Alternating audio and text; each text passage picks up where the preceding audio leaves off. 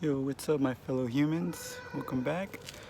For tonight, it's a beautiful, well, not so, well, I like gloomy weather. Everyone has their own specific types. So I'm out here in Asakusa, and I have another story for you guys. Actually, it's a really nice little park right now, but let me take out my handy dandy notebook. There's very good lighting right here because there's actually a small little tribute place for this story I'm about to tell. Let's see, it's the other side. Hold on a sec. Can't set my phone down because there's no good railing right here. I'm sitting on rocks right now. Turn the page.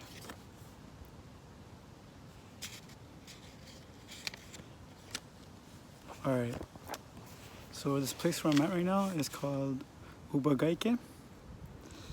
So during the reign of Emperor Yomei, between 585 to 587 AD, in a place called Asajigahara, there was a small trail connecting Oshu and Shinafusa. It was the only trail in the area, and along it there was only a single house inhabited by an old woman and her beautiful daughter. Any traveler wishing to rest on their journey had to stop over at their house, where the old lady would promptly bash their head in with a stone pillow and steal their clothes and belongings. The old lady would then dump the bodies in a nearby pond. Naturally, her daughter was unhappy with this and pleaded with the old lady to stop the killings. But there was no persuading her. The body count reached up to 999, and the daughter was desperate to stop the murders. One day, a young man came to stay over, and the old lady, sorry about my hair, it's kind of windy here. Stay over, and the old lady, as her habit, took the stone pillow and promptly split his skull open. Upon close inspection, though, turn the page. I love taking notes. The old lady found she had killed her own daughter, who had gone in disguise, hoping that this final sacrifice would persuade the old lady to stop the killings. Not sure if that's a fly or little spirit. Shoot. Where was I? Oh yeah. Final sacrifice would persuade the old lady to stop the killings. As the old lady was going mad from the realization of her deeds, she took her daughter's corpse, threw herself and the corpse together into the pond. Since that day, the pond has been known as Ubagaike, the pond of the old lady, or old hag, which is kind of mean, but I mean, who wouldn't call her that after all those mischievous deeds? But right now I'll take you a tour through the park. It's actually really nice, but you gotta kind of get this through your head.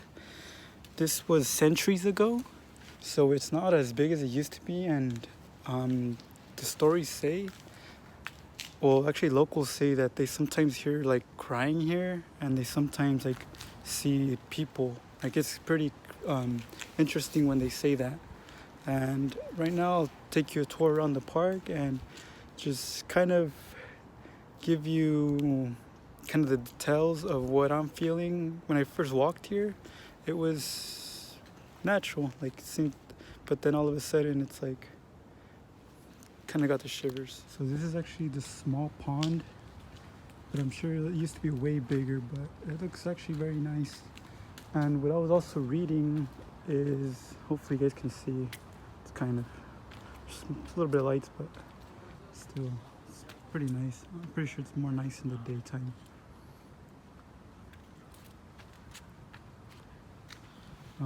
So as what I was saying is, there's actually a mural here. I haven't seen it yet though. But apparently it's a tribute for the mother and daughter, and there's, I can't remember the god's name, but I'm sure it had to do with forgiveness. Probably a synonym to that, but yeah, I think it might be right here, right there, that white little, I'm not quite sure. I'll check it out right now. But yeah, this is the pond. And continuing on this little, my walk, I will also go to another temple. Well, this is a park, but to a temple. Oh no, that's a bulletin board. Never mind. So in my last, well, not my last video, but the video I did at the other park about the kappa, there's actually, I was researching, and there is actually a temple that is made for kappas, and I have some stories written for it too. So, well, actually it's not just a temple, but it's actually a whole neighborhood based on it. And I'll be, I felt something weird right now. It's weird that it's not really windy, but there's plants right there in the pond, and they're just moving like crazy. Sorry if you can't see, it's too dark and I'm too far away, but this is the park actually. It's really nice. They have a little court right here. Play soccer, or it looks like soccer. So my next story will be in Kappabashi. So I'll see you guys in something I forgot to mention today. It's actually a holiday today. It's actually a beautiful story about a prince and a princess. I know the princess's name is Orihime, but the tale is, well, they can't see each other for a whole year, and this day, which is the 7th of July, 7/7. That's so nice. And sorry, I'm not good at storytelling, but yeah, they can only see each other for one day of the year, and today is that day. And a lot of people make wishes, and make for prosperity, good, and and beautiful. Very beautiful. Beautiful well.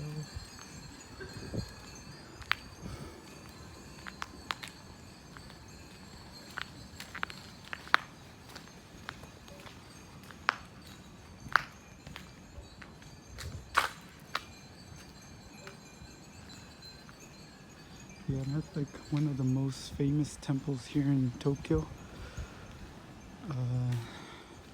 Meiji Jinga, I believe. Yeah, that's what it's called. Been here like so many times. Can't see it, it's so dark right now.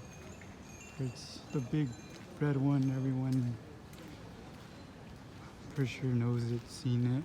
But I had to come through here because of all the wishes that people are granting and such. Well, not granting, but is that the word? I want to need to sure, man.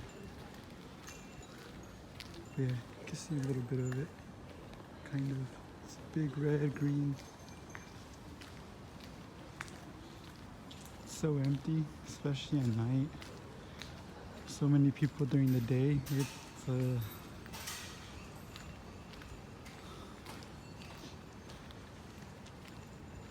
go walk a bit.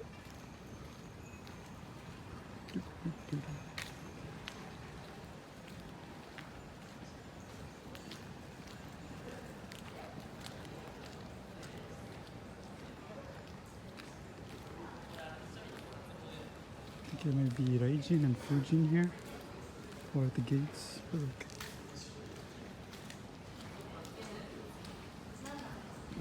Killer statue right here.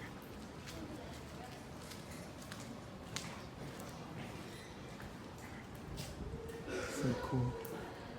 I love the artwork here. Yeah. This is where you make the wishes or the prayers.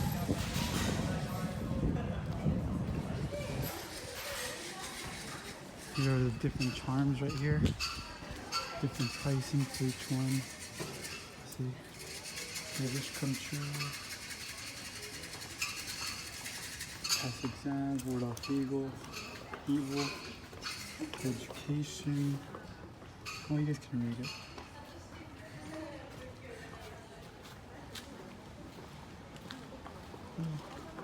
Time for the next destination.